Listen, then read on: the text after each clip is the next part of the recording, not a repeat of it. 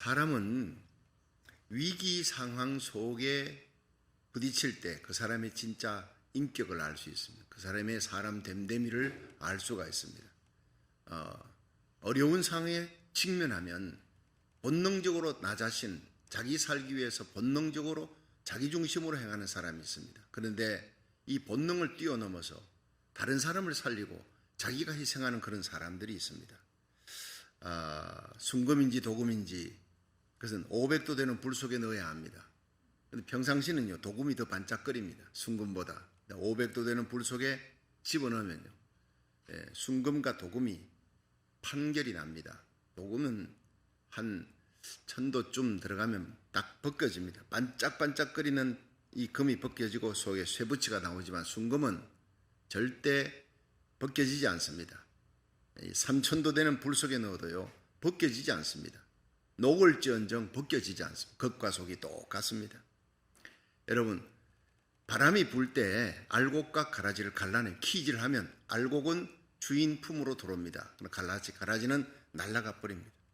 세상의 역경과 환란의 바람이 불 때 성도들은 하나님의 성전으로 더 달려옵니다. 주님의 품으로 뛰어들어갑니다. 그러나 가짜는 사람 찾아갑니다. 세상을 향해 날아가 버리는 겁니다. 지난 8월 15일 날 이 탈레반이 결국 아프가니스탄 카불을 점령했습니다. 대통령궁을 장악했습니다. 아프간 정부가 공식적으로 항복을 선언했습니다. 아프간 대통령궁이 적의 손에 넘어갈 때 수많은 백성들이 죽게 되는 그 위기에 처해 있을 때 당시 대통령 아슈타프 간이 72세입니다. 이분은 부인과 참모들 데리고 급히 헬기장으로 갔어요. 그리고는 아랍에미리트로 날아갔어요. 망명했습니다. 피난 갔습니다. 그때 차량 4대가 따라갔는데 그 차량 4대 달러가 현금이 가득가득 실은 이 차량 4대를 싣고 헬기장으로 갔어요. 그 모두 1억 6,900만 달러예요. 1억 6,900만 달러를 실은 차량 4대를 갖고 그 헬기장으로 가서 싣다 못 싣고 나머지 못 싣는 것은 다 헬기장에 다 활주로에 뿌려버리고 그냥 가버린 거예요. 얼마나 요즘 비난을 받고 있는지 모릅니다. 저는 이 아프간 대통령의 기사를 보면서 타이타닉호의 선장 에드워드 스미스 선장이 생각이 났어요. 그는 타이타닉호가 침몰될 때, 빙산에 부딪혀 침몰될 때 모든 승무원과 승객들을 다 그냥 탈출하도록 최선을 다해서 남을 살립니다. 그리고는 마지막에 자신은 구명정에 타지 않았어요. 물이 차오르는 그 조타실에서 끝까지 배의 키를 잡고 선장으로 배의 책임자로서 장엄하게 죽음을 맞이하는 겁니다. 정말 위대한 죽음. 다른 사람 다 살릴 수 있도록 하고 자기는 죽는 거예요. 그 배와 함께. 지금도 그 스미스 선장의 고향인 영국 스태포드시어에 가면은 그 선장 기념에는 위대한 선장, 자랑스러운 이 고향 출신의 선장이다. 동상을 세워놓고 모두가 자랑스럽게 여긴다는 거예요. 지도자의 지도자다움은 마지막 위기의 순간에 나타납니다. 성도의 성도다움은 역경과 고난의 환경 속에서 진짜 신자와 가짜 신자가 드러난다는 겁니다. 오늘 이 본문 시편 142편에 보면 다윗이 위기의 때를 맞이했습니다. 그때 하나님께서 자기를 건져주신 것을 노래한 거예요. 이 배경이 사무엘상 24장에 사울이 3,000명의 군사를 거느리고 다윗이 엔게디 골짜기 거기 굴 속에 있다. 황무지에 있다. 누가 고발을 했어요. 현상금이 붙은 다윗이니까. 그래서 그 소식을 듣고 3,000명의 군사를 끌고 이 다윗의 군대를 치려고 다윗이 그때 한 600명 자기를 찾아온 그 세상에 버림받은 원통한 자, 빚진 자, 환난당한 자 이 사람들이 한 600명 그들이 다윗의 호위병이 됩니다. 함께 기가하는 그들과 함께 굴속을 전전하면서 숨어 있는데 이잡듯이 뒤지면서 잡으려고 오는 거예요. 위기 절박한 그 순간 속에서 하나님께 기도합니다. 하나님께서 살려주시고 새 생명 주신 것, 하나님의 은혜를 찬송하는 노래. 오늘 그 노래 가운데 시편 142편에 하나님은 어떤 하나님인가, 다윗이 노래한 그 하나님을 살펴보면서 은혜 받는 시간 되기를 주의 이름으로 축원합니다. 첫 번째로 다윗은 오직 하나님만이 나를 아십니다. 이렇게 고백하는 거예요. 자, 시편 142편 3절을 한번 같이 읽어보겠습니다. 시작. 내 심령이 속에서 상할 때에도 주께서 내 길을 아셨나이다. 나의 행하는 길에 저희가 나를 잡으려고 올무를 숨겼나이다. 여러분, 여기에서 내 심령이 속에서 상할 때에도 주께서 내 길을 아셨습니다. 이렇게 고백하는데, 여기 상했다는 것은 아타프라는 히브리어로, 이 아타프는 무엇이냐? 내 영혼이 절망할 때도 천으로 뒤집어 씌웠다는 거예요. 두꺼운 천으로 뒤집어 씌워버리니까 캄캄한 거예요. 사방을 둘러봐도 아무것도 보이지 않아요. 어디로 가야 될지 모르겠어요. 이제는 죽음이 절박한 상황 속에, 위기 절박한 상황입니다. 내 영혼이 절망할 때에도 주께서 내 길을 아셨나이다. 그래도 주님은 나를 아셨습니다. 하나님이 나를 기억하시고 나를 버리지 않았다는 얘기예요. 기가 막힌 얘기 아닙니까? 욥기 23장 10절에 보면 나의 가는 길을 오직 그가 아시나니 그가 나를 단련하신 후에 내가 정금같이 나오리라. 여러분, 하나님께서 나를 아신다고요. 내 길을 압니다.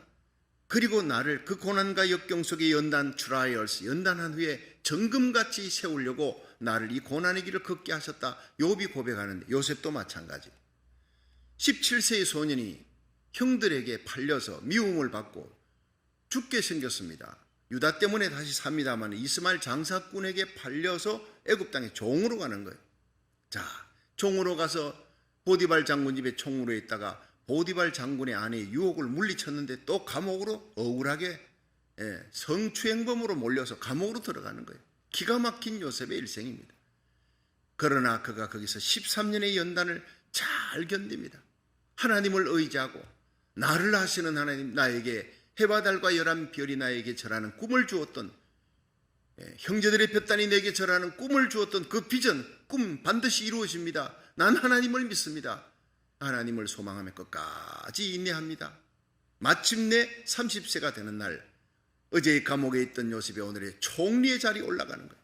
바로왕이 꿈을 꾸고 요셉이 그 앞에 서게 되고 총리가 되는 날이 하루아침에 일어나는 거예요.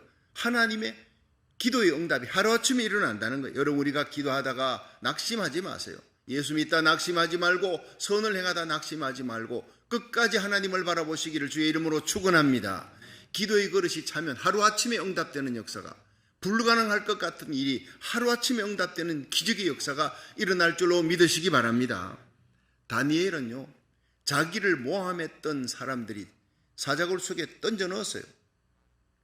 그런데 하나님이 사자들의 입을 막았습니다. 의로운 다니엘, 사자들이 입에 떨어질 때도, 사자굴에 떨어질 때도 하나님을 바라보았어요. 하나님께서 그를 사자굴에서 건져냈습니다. 바벨론 온도에서 더욱 높이시니라, 더욱 존귀하게 세우시니라. 할렐루야. 여러분, 중세 독일에 이 말틴 루터가 종교 개혁을 일으켰는데 이 교황청이 그를 죽이려고 그러는 거예요. 눈에 가시와 같은 거예요.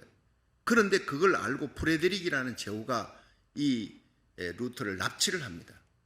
납치해가지고 데리고 간 것이 발트버그 성인데, 그 성에 데리고 와서 안전하게 지켜주는 거예요.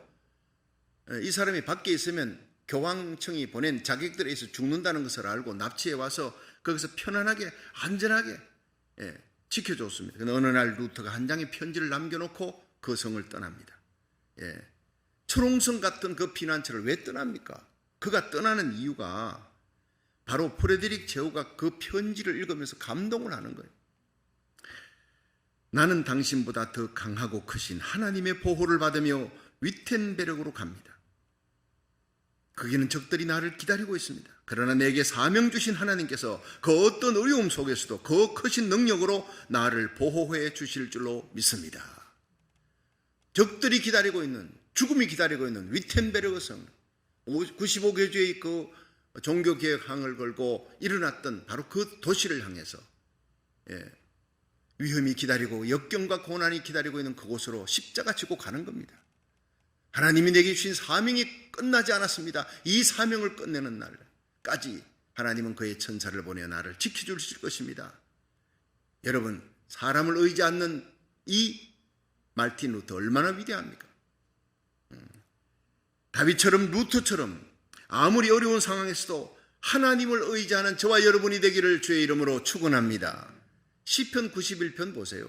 하루 3끼 밥 먹을 때 이 시편 91편을 꼭 읽으십시오. 영의 양식입니다.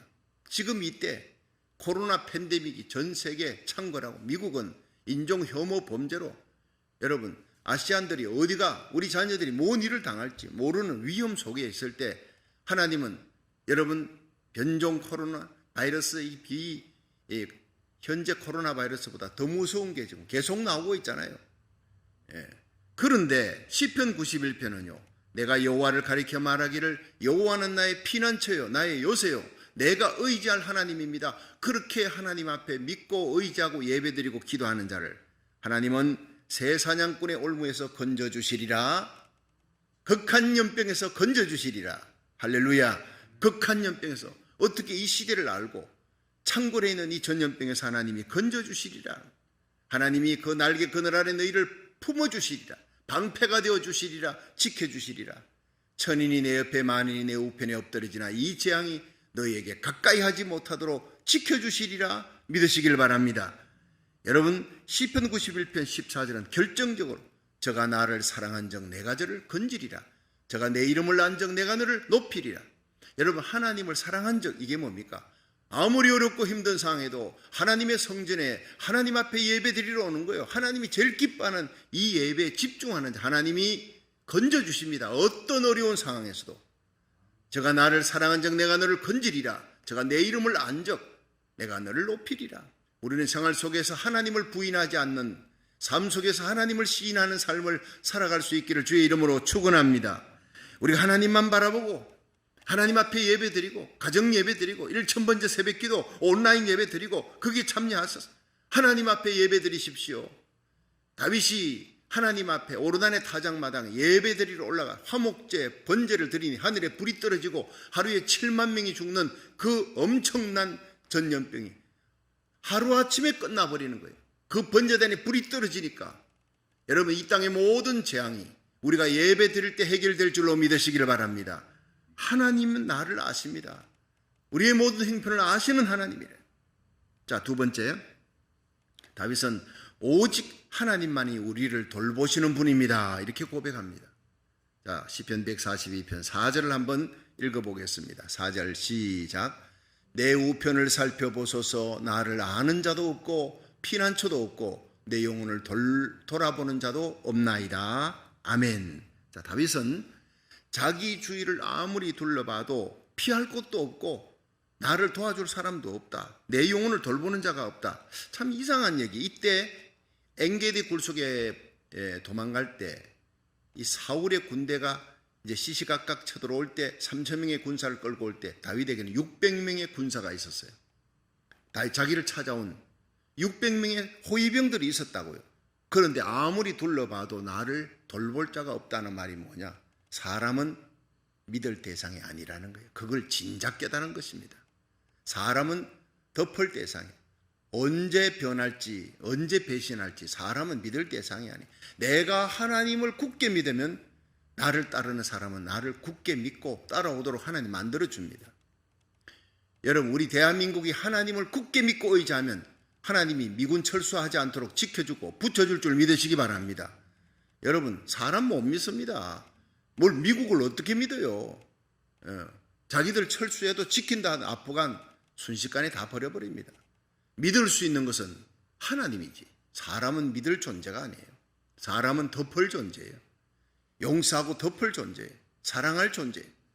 물질은 다스릴 존재예요. 물질 믿으면 돌아버립니다. 물질 날아가는 순간 떠나버리는 순간 돌아버리는 거예요. 여러분 한번 따라합시다. 사람은 덮을 대상, 물질은 다스릴 대상, 하나님은 믿을 대상. 예, 원수 마귀는 싸울 대상이에요. 사람은 싸울 대상이 아니에요. 여러분 우리의 싸움은 혈과 육이 아닙니다. 사람이 아닙니다. 정사와 권세와 어둠의 세상 주관자들, 하늘의 악령들, 보이지 않는 악령의 세력을 어떻게 이깁니까? 예수 이름을 앞장세우고 십자가로 승리하는 거예요. 여러분 우리가 하나님만 세월 지나갈수록 의지할 수 있는 분, 믿을 수 있는 분 하나님밖에 없는 줄로 믿으시길 바랍니다. 아프간에서 20년간 주둔했던 미군이 철수를 시작했어요. 철수가 끝나지도 않았어요. 8월 말까지 철수한다니, 이 철수가 끝나기도 전에 그냥 8월 15일 날 아프간 수도 카불이 탈레반에 다 점령당했어요. 대통령도 도망가 버렸어요. 그 땅에는 온몸을 가리우는 이 부르카라고 하는 옷을 입어야 되는데 이 옷이 지금 동이 나버렸어요. 이 옷을 안 입은 사람들은 탈레반들이 다 죽여버려요. 그 여자들이. 인권도 없습니다. 여자도 없습니다. 그런 여자를 이 탈레반들이 부르카 옷을 안 입었다고 총살시키는 장면들이 동영상으로 제게 오는 거예요. 집집마다 수색을 합니다. 미군에게 협조한 사람 찾아내라. 크리스찬들 찾아내라. 여러분, 크리스찬들이 절대절명의 위기 속에 빠져들어가 있습니다. 수많은 선교사들이 잡혀서 죽는 장면이 동영상으로 날아옵니다. 보면서 얼마나 기가 막힌지 모르겠어요. 어느 선교사는 가족들이 무사히 카불 공항, 국제공항 모든 도로는 다 차단됐어요. 그러니까 카불 국제공항에 가서 그 공항에서 비행기 타는, 미군 비행기 타는 것만이 사는 길이다. 거기까지 가는데 탈레반을 만나지 않도록 무사히 그곳까지만 갈 수 있도록 제발 1분간만이라도 여러분 우리를 위해 기도해 주십시오. 이 땅에 남아있는 선교사를 위해 기도해 주십시오. 죽을 수밖에 없는 상황에 놓여 있는 크리스찬들을 절박하게 눈물 흘리면서 동영상이, 선교사의 동영상이 나라 2번, 3번 보면서 나도 함께 눈물을 흘렸습니다. 여러분, 지금은 그들을 위해 기도할 때 진정 아프간의 선교사와 크리스찬들을 누가 돌아보겠습니까? 누가? 대통령도 버렸어요. 국가의 지도자도 버렸어요. 미군도 버렸습니다. 오직 하나님만이 그들을 지켜줄 수 있는 유일한 분인 줄로 믿으시기를 바랍니다.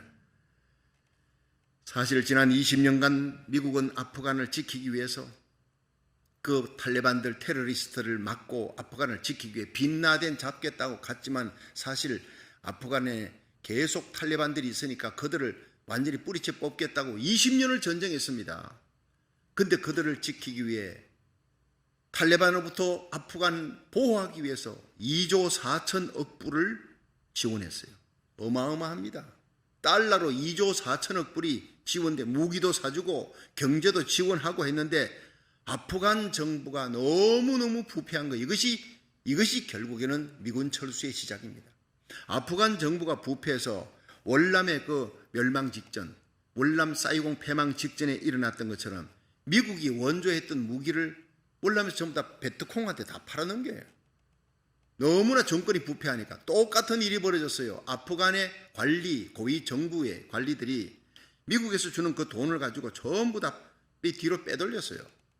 탈레반한테 줘버리고 무기도 줘버리고, 그리고 그 돈과 무기를 가지고 미군을 공격하는 거예요.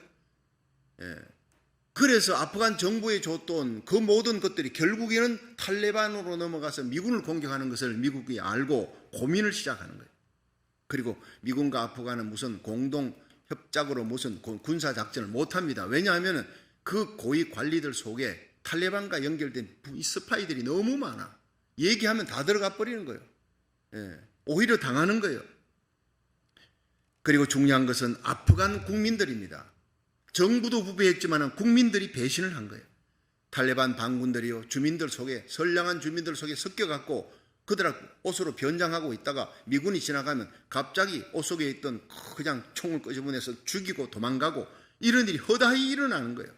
그런데 문제는 누가 탈레반인지 누가 선량한 시민인지 알 수가 없는데 그 시민들이 탈레반을 숨겨줬다는 거예요.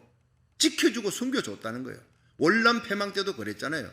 베트콩을 월남 사람들이 돌봐주고 지켜주고, 그러니까 월남을 미군이 철수할 수밖에 없어요. 똑같은 일이 벌어진 거예요. 똑같은 일이. 정부가 부패했습니다. 무능합니다. 국민들이 탈레반을 숨겨주고, 결국에는 이런 나라를 미국이 어떻게 지킬 수 있느냐 고민하다가 더 이상 지켜줄 수 없다. 우리의 젊은이들이 헛되이 희생할 수 없다. 미군 철수, 이렇게 된 겁니다. 자기 나라를 자국민이 지키고자 하는 의지가 없는데 미국은 더 이상 지켜줄 수 없다는 겁니다. 그렇습니다. 믿을 수 없는 지도자 못 믿습니다. 정치가 못 믿습니다. 믿을 수 없는 국민입니다. 믿을 수 없는 미국입니다. 자국민들이 그러는데 우리가 왜 도와주고 지켜줘야 되느냐? 왜 젊은이들이 죽어요? 마땅하지요.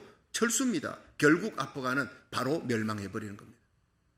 저는 새벽 기도회 때 우리 고국 대한민국을 바라보면 아프간과 월남 패망 직전의 때와 너무나 흡사하게 걸어가고 있는 그 모습을 봅니다. 목사님과 대화를 해도 방법이 없대. 이제는 너무나 심각한데 방법이 없습니다. 기도밖에 없습니다. 눈물로 기도합니다. 그래서 제가 하나님 어떻게 하면 좋습니까? 우리 고국을 지킬 수 있는 것은 대통령도 정치인도 아닙니다. 군인들도 아닙니다. 미군도 아닙니다. 한국에서 미군 철수하라 그럽니다. 미국에서도 미군 철수할 때가 됐다 그럽니다. 백성들도 아닙니다. 하나님, 우리 고국을 하나님이 돌봐주시옵소서. 새벽에 엎드리는데 그렇게 눈물이 쏟아지네요. 그런데 제 마음속에 대한민국은 결코 하나님이 버릴 수 없는 4가지 이유를 하나님이 마음속에 주시는 거예요. 첫째는 순교자의 흘린 피가 있습니다. 아프간과 월남에는 순교자의 흘린 피가 없습니다. 우리 고국 대한민국은 여러분 일제강점기에 6.25 전쟁에 얼마나 많은 순교자의 피가 흘렸는지, 그 순교자의 흘린 피가 있습니다. 하나님께 호소하는 피의 호소가 있습니다. 두 번째가 살아있는 순교자들, 지금도 하나님 앞에 깨어 기도하며, 우리가 1000번째 나라 살리기 기도할 때 15개국에 특별히 한국의 곳곳에서 주의 종과 성도들이 들어와 함께 기도합니다. 목사님의 말씀이 다 맞습니다. 우리 대한민국의 소망은 하나님밖에 없습니다. 너무나 위기절박한 상황이지만 하나님께 기도하는 길밖에 없습니다 하고 함께 기도합니다. 예레미야 같이 눈물의 기도의 종들이 많습니다. 살아있는 순교자들이. 세 번째, 다니엘처럼 이방 땅에 디아스포라로 와 있는 이민자들이 미국과 호주 세계 곳곳에 한국의 어려움을 보고 고국 땅을 향해, 여러분 한인교회는 세워지면서 새벽 기도를 시작합니다. 여러분 미국 교회 아무리 큰 교회라도 윌로그리 커뮤니티 철치, 세델백 교회 수만 명이 모여도 새벽 기도하지 않습니다. 하나님 앞에 새벽에 엎드려 새벽을 깨우는 하나님 중심, 말씀 중심, 십자가 중심 순교 신앙의 후에 한인들을 하나님이 미국 땅 보내어서 여러분 50개 주에 4,300개 한인교회가 새벽을 깨웁니다. 우리가 나라 살리기를 1000번째 하며 다니엘처럼 하루에 3번 예루살렘을 향하여 기도의 문을 열고, 다니엘이 이방 땅 바벨론의 총리의 자리에 올라갔지만 그의 가슴은 날마다 하루에 3번 기도의 창을 열고 고국을 향해, 예루살렘을 향해 눈물로 기도했던 우리는 다니엘의 가슴을 안고 고국을 향해 나라 살리기를 1000번째를 하는 거예요. 이와 같이 수많은 디아스포라들, 한인들이 고국을 향해 눈물 뿌려 기도합니다. 이 기도가 있는 한 우리 고국은 절대 무너지지 않는 줄로 믿으시길 바랍니다. 우리 한국을 향해 이렇게 기도하는 디아스포라들이 월남은 없었어요. 아프간은 없었어요. 지금 이렇게 예레미야처럼 기도하는 한국교회 주의 종들, 성도들, 다니엘처럼 기도하는 디아스포라들이 얼마나 많습니까? 하나님이 그걸 깨닫게 해주시고, 결정적으로 4번째, 대한민국은 마지막 사명이 있는 나라, 사명, 선교 사명. 이사야 55장 5절입니다. 네가 알지 못하는 나라를 부를 것이다. 하나님이 이스라엘 향해서 네가 알지 못하는 나라를 내가 부를 것이다. 너를 알지 못하는 나라가 네게 달려올 것이다. 나 여호와가 네 하나님, 너의 하나님, 곧 하나님의 거룩한 자를 인함이라. 하나님이 그를, 이스라엘을 구원하기 위해, 이스라엘의 마지막 이방인의 때가 차면 이스라엘의 하나님의 복음이 돌아오리라 했던 로마서 9장에서 11장 그 사건을 이루기 위해 한 나라를 정하셨는데, 여러분 이 이사야 55장은요 예수님 태어나기 500년 600년 전의 일입니다. 지금부터 2600년 전에 하나님이 코리아를 예정해 놨다. 하나님이 부르는 나라, 이것을 히브리어로 보니까 그게 코리아라. 여러분 귀에 딱가리가 않도록 얘기하지 않습니까? 나는 확신하고 있는 사람이에요. 살롬 예루살렘 대회에 가봤습니다. 가봤더니 우리 한인들 밖에 그 이스라엘을 직접 선교할 수 있는 나라는 대한민국밖에 없다는 것을 제가 깨달았어요. 실감을 한 거예요. 나 여호와 내 하나님 이스라엘의 거룩한 자가 한 나라를 불러서 네게 달려오게 할 것이다. 내가 너를 영화롭게 하였느니라. 그것은 하나님이 구원을 주시기에 예수 복음을 전하고 민족적인 회개의 운동과 민족적으로 예수님을 영접하는 놀라운 역사가 곧 일어날 줄로 믿으시기 바랍니다. 그 놀라운 일에 하나님이 대한민국을 히든 카드로 감추고 있는 거예요. 이 4가지 이유 때문에 하나님은 우리 고국 대한민국을 반드시 지켜줄 줄로 믿으시기 바랍니다. 다만 목숨 걸고 기도하라. 기도하지 않고 하나님이 해주시겠거니 아닙니다. 하늘에서 비가 내린다. 열왕기상 18장 1절입니다. 근데 하나님이 비 내리도록 기다리지 않았습니다. 여러분, 모든 죄악에 비가 오지 않게 했던 죄악의 근원을 엘리야가 뽑아냅니다. 갈멜산에서 영전하고 그 모든 죄악의 근원이 450명의 바알 신상 섬기는 무리를 기손 강가에 데려가서 다 죽여버려 죄악의 근본을 뿌리채 뽑아야 합니다. 회개가 일어나야 됩니다. 민족적인 회개가. 그리고 갈멜산에 올라가 7번을 여러분 무릎 사이를 얼굴을 파묻는 기도가 어떤 기도인지 아십니까? 여러분 집에 가서 한번 흉내라도 내보세요. 못합니다. 그건 간절한 기도, 하나님을 향해 불태전의 기도, 목숨을 거는 기도, 이런 기도를 통해 막혔던 하늘에 축복의 장마비가 쏟아져 내렸다는 거예요. 여러분, 대한민국에 놀라운 축복과 대부흥의 역사는 목숨을 건 중보기도 때문에 일어날 줄로 믿으시기 바랍니다. 기도하지 아니하면 그 고난과 역경은 점점 더 심해지고 더 길어지는 거예요. 우리가 기도하는 만큼 우리 미국은 회복의 역사가 일어나고 요한계시록 7장의 대부흥의 역사가 기도하는 만큼 일어날 줄로 믿으시기를 바랍니다. 너희는 먼저 그 나라와 그 의를 구하라 그랬어요. 우리가 하나님 앞에 이렇게 목숨을 걸고 예배드리고 1000번째 기도하면 우리에게 필요한 물질, 건강, 존귀함, 우리 자녀들 하나님이 다 지켜주고 축복해 주시고 사업장도 번영하게, 더 많은 선교사 파송하게 할 줄로 믿으시기를 바랍니다. 그러므로 기도하라는 거예요. 한 사람의 기도, 예레미야 5장 1절에 하나님이 예레미야를 향해 너 빨리 예루살렘 성읍을 달려라. 그 넓은 거리에서 찾아보고 알라. 거기서 공의를 행하며 진리를 행하며 눈물뿌리 하나님 앞에 그 예루살렘을 위해 기도하는 한 사람이 있느냐? 그 한 사람을 내가 찾으면 그 성의 30만 명의 죄악을 다 용서해 주겠다. 심판하겠다는 진노를 내가 거두어 주겠다 그랬어요. 여러분, 세상이 죄악이 창궐한 거, 우리 고국이 죄악이 창궐한 거 보지 마세요. 우리가 하나님 앞에 예레미야처럼 눈물 뿌려 기도하면 내 고국도 미국도 내게 속한 자들도 살려줄 줄로 믿으시길 바랍니다. 그렇습니다. 자기 아들을 우리 위해 아낌없이 내어주신 하나님이 어찌 그 아들과 함께 모든 것을 너희에게 은사로 선물로 주지 않겠느냐? 왜 기도 응답하지 않겠느냐는 거예요. 다윗은 그 어떤 사람도 어떤 왕도 어떤 군사도 의지하지 않았습니다. 오직 하나님만 의지했습니다. 하나님만 나를 돌보실 분입니다 고백하면서 나아갔더니 하나님이 나를 구원해 주었습니다. 이 고백이 저와 여러분의 고백이 되기를 주의 이름으로 축원합니다. 마지막 세 번째, 오직 하나님만이 나의 피난처가 됩니다 라고 결정적인 고백을 합니다. 시편 142편 5절을 한번 보겠습니다. 시작. 여호와여, 내가 주께 부르짖어 말하기를 주는 나의 피난처시요 생존 세계에서 나의 분깃이시라 하였나이다. 아멘. 여러분, 이 다윗은 결정적으로 내가 하나님께 부르짖어 말합니다. 주님은 나의 피난처입니다. 부르짖어 그 절망 가운데 기도했던 다윗이 하나님이 나의 피난처입니다. 여러분, 엔게디 굴 속에도 하나님께서 지켜주셨습니다. 3,000명의 군사들이 시시각각 쪼여오는데 하나님이 우리를 살려주었습니다. 기가 막힐 수렁 가운데에서 건져주었습니다. 이제 하나님께 영광의 노래를 부릅니다. 하나님이 나의 피난처였습니다. 이것을 그냥 말하는 게 아니라 부르짖어 말한다. 외치면서 말하는 거예요. 여러분, 다윗은 고백했습니다. 이 세상이 아무리 넓어도 내 주위에 600명 나를 호위하는 사람들이 있어도 내가 온전히 피할 수 있는 피난처는 하나님밖에 없습니다. 탕자가 아버지 집을 떠났습니다. 많은 돈을 갖고 떠났습니다. 돈 의지하고 갔다가 다 써버리고 이제는 거지가 됐어요. 돼지 우리 옆에서 돼지가 먹는 지엽 열매를 먹으려 해도 주는 자가 없더라. 기가 막힌 상황에 놓였을 때 비로소 아버지가 생각이 난 거예요. 여러분, 고난은 하나님이 우리를 부르는 확성기입니다.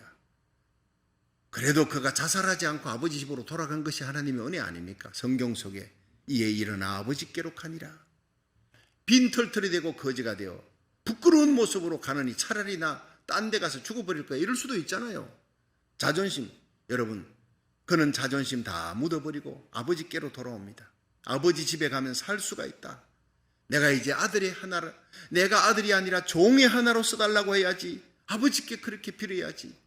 그렇게 가는데 석양노을에 그는 아버지 집으로 걸어갑니다. 한 걸음 한 걸음 걸어가는 길이 얼마나 부끄럽고 고개를 푹 숙이고 남루한 옷을 입고 걸어가는데 동네 사람 아무도 알지 못해요. 근데 아버지가 문 앞에 서서 보고 있다가 상거가 아직도 먼데 성경은 기록하고 있어요. 거리가 아직도 먼데 아버지는 알아봤어요. 아버지는 그 탕자가 나간 그날부터 집 밖에서 나서 하루 종일 그 탕자가 돌아온다. 분명히 내 아들은 돌아온다. 경험도 없는 녀석이 돈 갖고 가서 다 써버리고 거짓골이래요. 그래도 내게 돌아오기만 해달라. 살았으면 돌아와 달라. 기다리는 아버지 모습. 그게 하나님 아버지. 비틀걸음으로 오는 그 아들이 황혼역에 오는 것이. 동네 사람들은 상거진 줄 알지만 아버지는 아들이 돌아왔다. 달려가서 끌어안고. 아버지, 난 아버지 아들이 아니에요. 불순종하고 못된 일을 하고 아버지 돈 다 써버렸어요. 품꾼이 하나로 써주세요. 종으로 살겠습니다. 먹을 것만 주세요. 입을 맞춥니다. And kissed him very much. 말하지 말라. 내게 돌아온 것만으로 내게 기쁩니다. 그것이 복음입니다. 우리가 아무리 만신장이 되어도 하나님 품으로 돌아가면 삽니다. 수고하고 무거운 짐진 자들아 다 내게로 오라. 내가 너희를 쉬게 하리라. 오늘도 두 팔 벌리고 여러분 죄짐, 질병의 짐, 인생고의 짐에 허덕이는 우리들 모든 죄를 용서해 주시기 위해 십자가 피 흘리신 예수님의 품으로 모든 질병을 갖고 여러 주님 앞에 오세요. 예수님이 채찍에 맞음으로 나음을 입었어요. 고쳐줍니다. 용서해 줍니다. 하나님 우리에게 필요한 모든 것 채워줍니다. 죽었던 아들이 살아 돌아왔다. 송아지 잡아라. 잔치합니다. 좋은 옷을 입혀라. 의의 옷을 입혀줍니다. 가락지를 끼워라. 아들의 신분입니다. 신분을 회복시켜 왕같은 제상 만들어줍니다. 아버지 품으로 돌아오면 온갖 좋은 것이 기다리고 있는 줄로 믿으시기 바랍니다. 2002년 월드컵 경기 때 한국과 포르투갈, 이 포르투갈이 축구 강국입니다. 이 포르투갈하고 우리 한국이 어떻게 이기겠습니까? 그런데 그 경기에서 천금 같은 이 골을 넣은 박지성입니다. 박지성 선수. 박지성 선수가 그때까지 경기를 제대로 풀어나가지 못했어요. 그런데 그가 골을 하나 넣고 카메라 앞으로 달려가지, 어떤 선수는 막 카메라 앞에다 나가서 춤추기도 하고 관중들 향해서 환호하기도 하고 별별 세레모니를 하는데 이 박지성 선수는요, 막 세레모니 없이 막 손살같이 달려가는 거. 누구에게? 달려가서 히딩크 감독의 품에 안깁니다. 그게 카메라에 막 클로즈업 되는 거예요. 히딩크 감독 앞에. 끝까지 나를 믿어줘서 감사합니다. 그래, 잘했다. 너 정말 큰일 했다. 그 장면이, 이 박지성 선수 경기 끝나고 난 다음에요, 히딩크가 유럽으로 데려갔습니다. 유럽으로. 그리고 세계적인 선수로 만들었어요. 히딩크가 그렇게 만든 거예요. 박지성을. 자기 품에 안긴 박지성을 그렇게 높여준 겁니다. 당시에 황선홍 선수가 있었습니다. 여러분 기억날지 모르겠어요. 이 황선홍 선수가 사실은 박지성보다 실력이 뛰어났다고 평가하고 있습니다. 아주 대단한 스트라이커입니다. 최고의 스트라이커예요. 그런데 당시 황선홍 선수가 이제 폴란드와 경기를 하는데 이 폴란드 경기에서 선제골을 넣은 사람이 황선홍이에요. 그러면 얼마나 기뻤는지 히딩크 감독이 일어나가지고 쫙 두 팔을 벌렸는데 히딩크한테로 가지 않고 히딩크 옆에 있는 코치한테, 박항서 코치 품에 달려가서 황선홍이 안기버린 거예요. 그는 훗날 언론사에 얘기했습니다. 이 황선홍 선수가 평생에 내가 후회하는 일이 하나 있습니다. 그것은 그때 내가 선제골을 내었을 때 자신을 향해 두 팔을 벌린 그 히딩크 감독의 품에 뛰어들었다면 나도 박지성 선수처럼 이 히딩크가 키워줬을 텐데 내가 코치의 품에 뛰어들어서 내가 선택을 잘못했어. 여러분, 누구의 품에 안겼느냐가 그 사람의 인생의 성패를 좌우한다는 말입니다. 우리 인생의 감독관 되신 예수님 지금도 두 팔 벌리고 내 품에 오느라 주님께서 기다리고 계십니다. 예배는 주님의 품에 뛰어드는 순간인 줄로 믿으시길 바랍니다. 가정 예배를 회복하세요. 1000번째 새벽 예배를, 온라인 예배라도 회복하십시오. 그 예배에 주님의 품에 뛰어드는 거예요. 여러분, 우리가 주님의 품에 뛰어들 때 하늘과 땅의 모든 권세를 지신 예수님께서 우리의 모든 죄를 사하시고 우리의 모든 병을 고치시고 우리의 젊음과 청춘을 독수리같이 새롭게 할 줄로 믿으시길 바랍니다. 모든 문제를 해결하시는 분이 바로 우리 주님의 품에 뛰어들 때 주님이 해결해 주신다는 거예요.